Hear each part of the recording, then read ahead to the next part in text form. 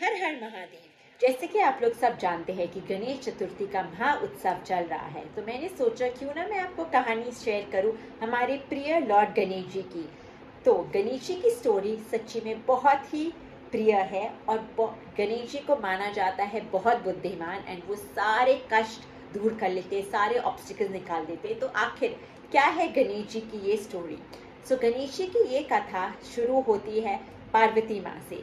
सो पार्वती माँ को बहुत इच्छा थी कि उनका एक और पुत्र हो। उन्हें बहुत मंशा थी कि उन्हें बहुत अकेलापन लग रहा था, तो उन्होंने सोचा क्यों ना मैं अपने लिए एक और पुत्र मान लूँ।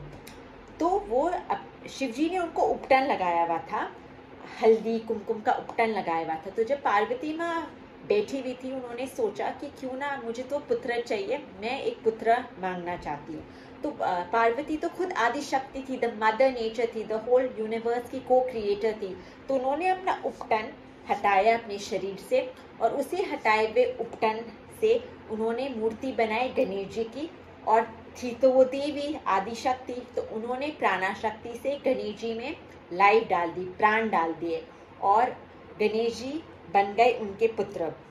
अब पार्वती माँ ने बोला अपने पुत्र को कि मैं जा रही हूँ नहाने, तुम मेरे कमरे की पहरेदारी करना, किसी को भी अंदर मत आने देना। तो गणेश जी तो एक अच्छे पुत्र हो के उन्होंने अपने माँ से आशीर्वाद लिया और वो खड़े हो गए बाहर पहरेदारी करने के लिए। अब महादेव शिव जी इस पूरे बात से अनजान थे, उन्हें कोई आइडिया ही नहीं था कि पार्वती जी ने एक पुत्र को शिव जी के लगाए हुए उपटन और अपने हटाए हुए उपटन से, जिसमें बहुत शिवाय शक्ति की एनर्जी की, उनका एक और पुत्र आ गया ब्रह्मांड में। तो महादेव आने लगे, बढ़ने लगे पार्वती जी की तरफ। और गणेश जी को तब पता नहीं था कि ये महादेव है। नेचुरली वो कभी मिले नहीं थे, तो अभी अभी आए थे इस पूरी सृष्टि में। तो गणेश जी ने मना कर दिया कि नहीं, मैं आपको अंदर नहीं जाने दूंगा, मेरे माँ के आदेश है कि कोई भी अंदर नहीं जा सकता। तो महादेव बोलते हैं कि कोई भी अंदर नहीं जा सकता, तुम जानते भी हो कि मैं कौन हूँ। तो गणेश जी हट करने लग गए, वो माने ही नहीं। और गणेश जी को उनके रुद्र रूप में बहुत गुस्सा आ गया और उन्होंने गणेश जी का सर का श्रृंगार कर दिया, उनका मतलब धड़ से अलग कर दिया उनका सर।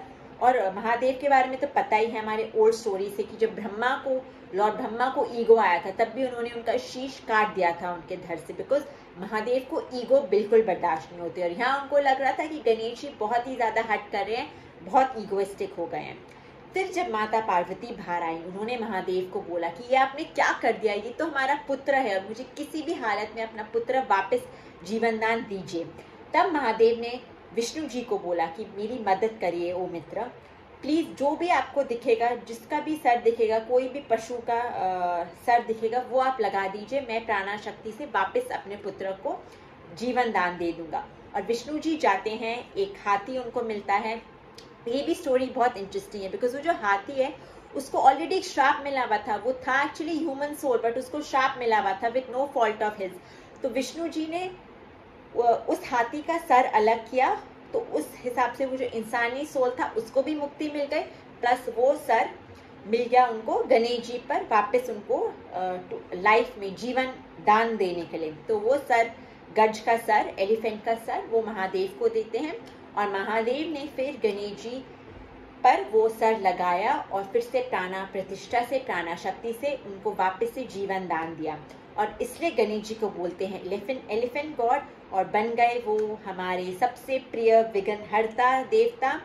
और गणेश जी का ये जन्मदिन इसलिए गणेश चतुर्थी बनाई जाती है, क्योंकि इस दिन कहते हैं कि गणेश जी का जन्म हुआ, वो इस ब्रह्मांड में आए शिवाय शक्ति के पुत्र रूप में। एक और स्टोरी है क्यों गणेश चतुर्थी मनाई जाती है। कहते हैं कि वेद व्यास जी लिखना चाह रहे थे वेदास और महाभारत की कथा, बट उनको हेल्प चाहिए थी। तो महाभारत जो हमारी बहुत एंशिएंट हिस्ट्री है, मैं माइथोलॉजी तो नहीं बोलूँगी, हमारी जो एंशिएंट हिस्ट्री है वो एपिक सागा लिखना चाह रहे थे। तो गणेश जी थे बहुत बुद्धिमान, तो गणेश जी ने वेद व्यास जी की हेल्प की थी वो महाभारत की कथा लिखने में। और इसलिए भी गणेश चतुर्थी मनाई जाती है, क्योंकि वो 9-10 दिन जब गणेश जी उनकी मदद कर रहे थे, वेद व्यास जी ने उनकी बहुत सेवा की, उनको बहुत खाना खिलाया, उनकी बहुत अच्छे से सेवा की, तो इसलिए भी गणेश चतुर्थी बनाई जाती है। होप आप लोग को ये कहानी इंटरेस्टिंग लगे, और भी आप लोगों को इस कहानी में कुछ ऐड करना है तो कमेंट सेक्शन में लिख दीजिए। हर हर महादेव एंड गणपति बाप्पा मोरया।